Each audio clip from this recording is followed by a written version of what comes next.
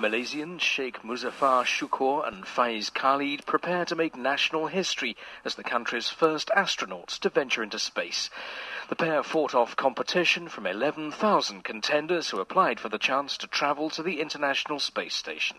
How can a Muslim astronaut pray 5 times a day when a day in orbit lasts just 90 minutes? Next on SoulTV.net.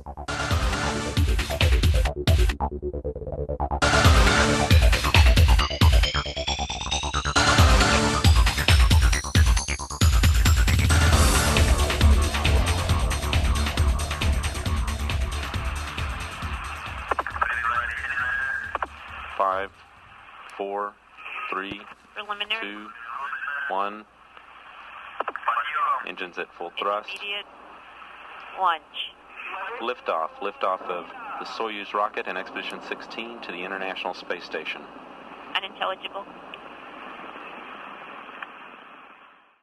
A Russian rocket blasted off from a launch pad facility in Kazakhstan. Aboard were Peggy Whitson of Beaconsville, Iowa, veteran Russian cosmonaut Yuri Melenchenko, and Dr. Sheikh Muzaffar Shukor, the 9th Muslim in space, but the first from Malaysia. Liftoff at 8:22 a.m. Central Time, 7:22 p.m. at the Baikonur Cosmodrome in Kazakhstan. A Muslim is required to face Mecca for prayer, a direction that will change as the craft orbits the Earth every 90 minutes. No doubt, for a Muslim astronaut, worship in space presents some unique challenges. SoulTV.net turned to the experts to answer some of these challenging questions. I believe every human being has a Kaaba inside. And when I say Kaaba inside, I mean direction inside his heart. The inner soul is where everything is going to take focus. See, once we have the inner soul where the Kaaba is, or where the direction is, that is how we are going to, as a Muslim, when we go into the orbit, we'll be able to address this situation. What happens on the earth is that for Muslims, there is a place in Mecca. They go there, and the exercise is that they circumambulate. When I say circumambulate, this is exactly the same thing a spacecraft is doing. It circumambulates, it orbits. So this is, the exercise now must be related to the circumambulation, and then on the other side to the orbit. Every 90 minutes, this spacecraft is going to be orbiting. On the Earth, you're doing a circumambulation. What does one do when he's doing circumambulation? When he takes a break. He wants to make 2 rakas. We are talking about Muslim going into space, so I have to bring you into the exercise of what a Muslim does in Mecca. He goes into any direction at Kaaba and he makes his 2 rakas. So there is no direction per se when he's doing this exercise. Similarly, there is, in the space, there is something called Bayt al-Ma'mur.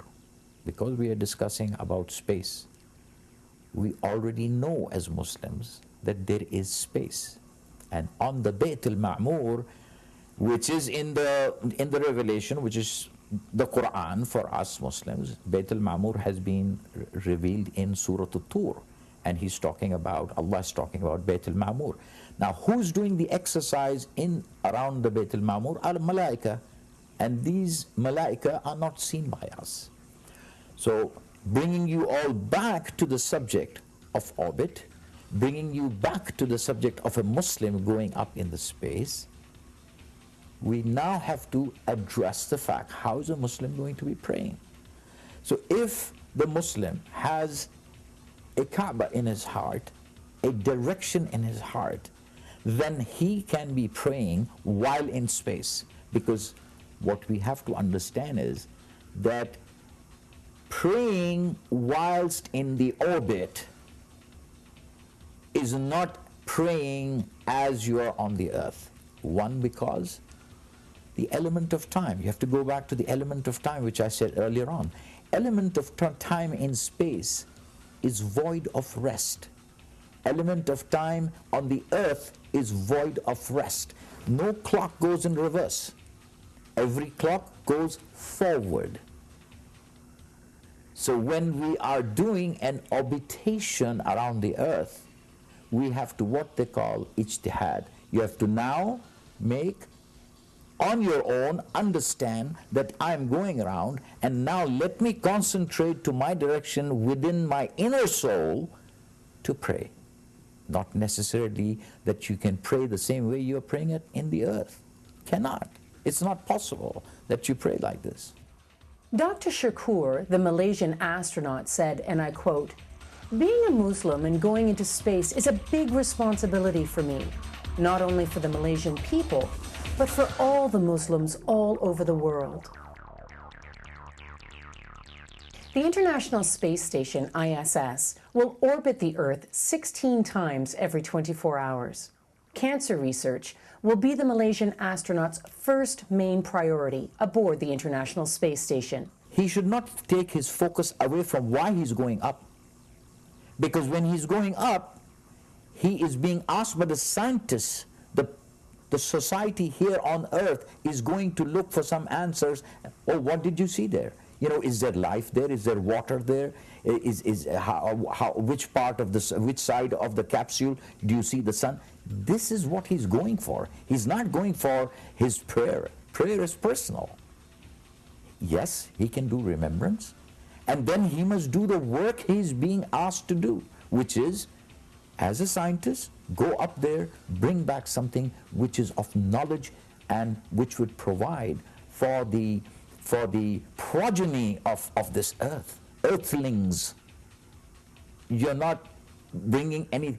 If you're saying, I'm going to go there and I'm going to look for which side it is to go to see, which side is Mecca, how I'm going to pray, whether I'm going to pray, whether I'm not going to pray, well, the purpose for you to be sent to space is something different to what your personal side is.